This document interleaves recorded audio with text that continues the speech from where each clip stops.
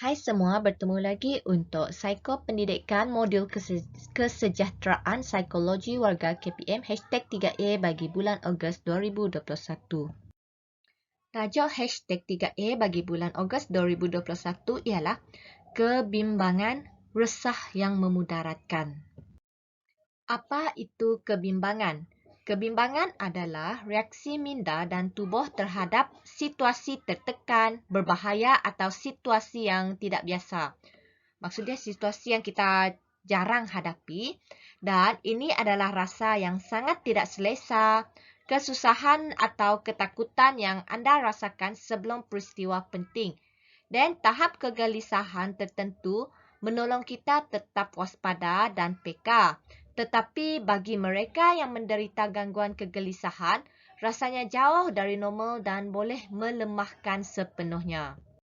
Terdapat pelbagai jenis-jenis kebimbangan.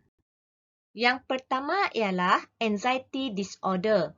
Anxiety disorder adalah gangguan kegelisahan yang dicirikan oleh ciri umum ketakutan yang berlebihan, iaitu tindak balas emosi terhadap ancaman yang dirasakan atau nyata. Kegelisahan iaitu bimbang akan ancaman masa depan dan boleh memberi kesan kepada tingkah laku dan emosi yang negatif. Yang kedua ialah obsessive compulsive disorder. Obsessive compulsive disorder dan yang berkaitan dicirikan oleh pemikiran obsesif dan mengganggu. Misalnya, selalu bimbang untuk tetap bersih atau tentang ukuran badan seseorang. Dan ini mencetuskan tingkah laku kompulsif yang berkaitan. Contohnya, mencuci tangan berulang kali atau senaman berlebihan. Dia macam obses terhadap kebersihan. Walaupun dia dah cuci tangan, tapi dia macam rasa tangan tu tak bersih, dia cuci dan cuci lagi. Tingkah laku ini dilakukan untuk mengurangkan kegelisahan yang berkaitan dengan pemikiran obsesif. Yang ketiga ialah trauma and stressor related disorders. Gangguan kecemasan yang berkaitan dengan trauma dan stres berkaitan dengan pengalaman.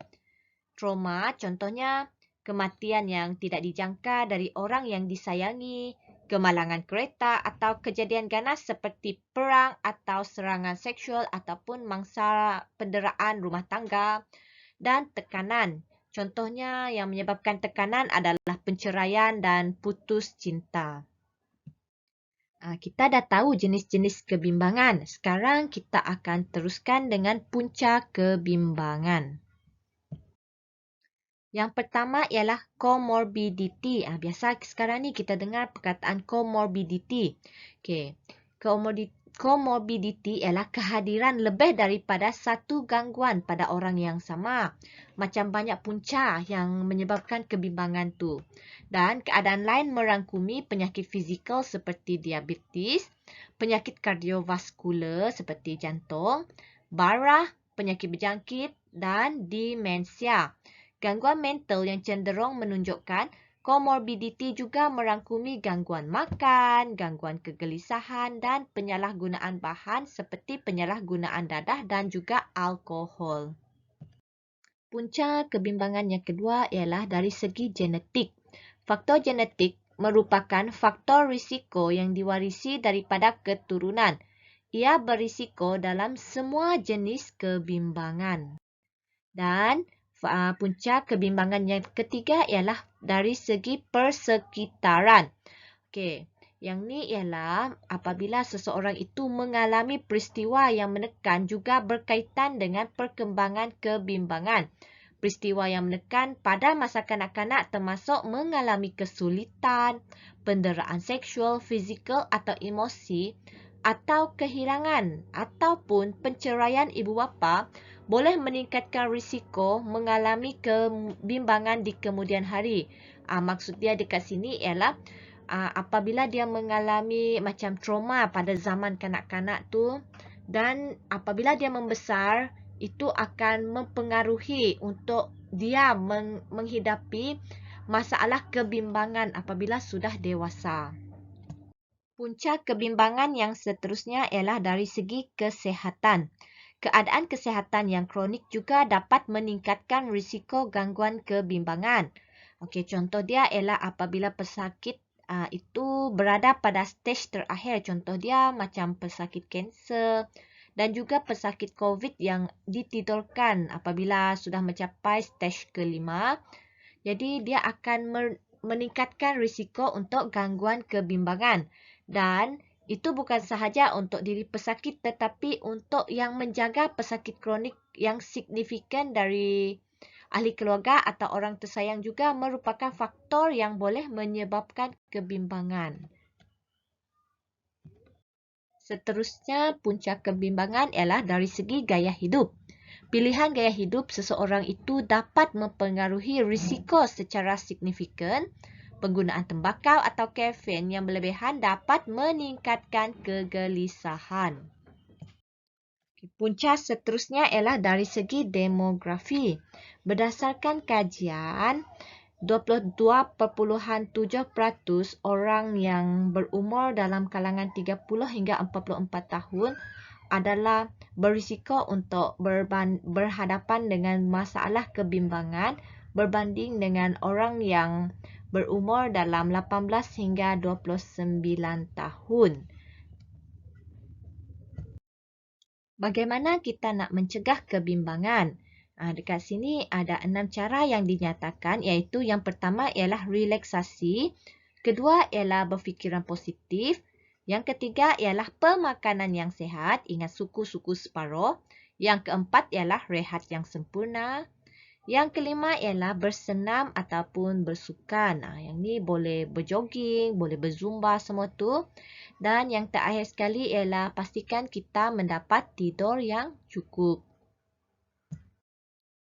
Dan kita perlu sedar, peka dan bertindak. Okey, bagaimana? Yang pertama ialah kita kena kenal pasti punca atau pencetus dan mendapatkan pemahaman tentang bagaimana ia mempengaruhi mood dan tingkah laku anda. Dan kesedaran mengenai punca kebimbangan anda adalah langkah pertama untuk mengetahui kaedah terbaik untuk mencegahnya. Kadangkala ada perkara dalam hidup anda yang sudah anda ketahui boleh mencetuskan kegelisahan dan kebimbangan. Sebaik sahaja anda mengenal pasti punca atau pencetus kepada kebimbangan, anda boleh mula mempraktikkan strategi mengatasi yang dapat menenangkan kegelisahan dan kebimbangan anda sebelum dan ketika ia berlaku. Dan sekiranya anda dapat mengenal pasti bahawa setelah seharian bekerja dan melayan keluarga, anda sering merasa keletihan. Bagi mengatasi kegelisahan dengan semua perkara yang perlu anda lakukan, anda boleh meluangkan masa untuk diri sendiri di mana anda dapat berehat, bersenam atau melakukan aktiviti yang menyeronokkan yang anda tahu dapat membantu mengurangkan kerisauan anda. Menjaga diri adalah penting untuk dapat menjaga orang lain. Kalau bukan kita yang jaga diri kita, siapa lagi? Dan salah satu cara untuk kita tengok tahap stres, anxiety dan juga tahap kebimbangan kita ni, kita boleh melakukan ujian DES. Sekarang ni banyak ujian DES di ASS ni dilakukan online. Apa yang membezakan kerisauan dan kebimbangan? Slide ini ialah beza di antara kerisauan dan kebimbangan. Okay. Kerisauan ialah reaksi normal terhadap tekanan, tetapi kebimbangan ni dia akan berlaku secara tiba-tiba, sesuatu yang kita tak jangka. Dan lepas tu, yang kedua ialah kerisauan ni dicetuskan oleh pencetus tekanan yang khusus. Ada faktor tertentu yang memberi tekanan. Tetapi kebimbangan ni dia akan berterusan melebihi 2 minggu. Maksudnya kebimbangan ni dia akan berpanjangan, tetapi kerisauan ni apabila kita sudah mengovercome tekanan tersebut, dia akan hilang. Dan yang ketiga ialah kerisauan ni boleh membantu atau memberi motivasi. Kerisauan ni dia apabila stres yang positif, dia akan memberi motivasi dan mengoptimumkan tahap keupayaan kita. Berbanding dengan kebimbangan, apabila anda berhadapan dengan kebimbangan, dia akan mengganggu urusan seharian sebab kita akan berasa letih apa semua kan. Jadi, urusan seharian tu tak akan dapat berfungsi. Selepas itu yang terakhir ialah bagi kerisauan, relaksi membantu menghilangkan kerisauan. Tetapi kebimbangan ni dia akan berasa mustahil untuk dirawat. Kebimbangan. Dalam gambar ni ialah Jaja. Apa yang Jaja rasa apabila alami kebimbangan? Ataupun ni ialah simptom kebimbangan. Yang pertama ialah rasa sesak nafas dan jantung akan jadi sangat laju. Lepas tu dia akan hilang selera makan. Lepas tu walaupun tak ada aktiviti dia akan berpeluh. Sakit kepala dan tekanan darah akan meningkat. Orang yang berhadapan dengan kebimbangan ni pula akan suka menyendiri, suka mengunci diri dalam bilik dan cepat penat. Walaupun tak melakukan apa-apa, walaupun hanya terbaring, mengunci diri dalam bilik, dia akan berasa cepat penat. Dan apabila melakukan sesuatu pun, orang tu akan berasa sangat cepat penat. Dan bagaimana pula Jaja mengatasi kebimbangan?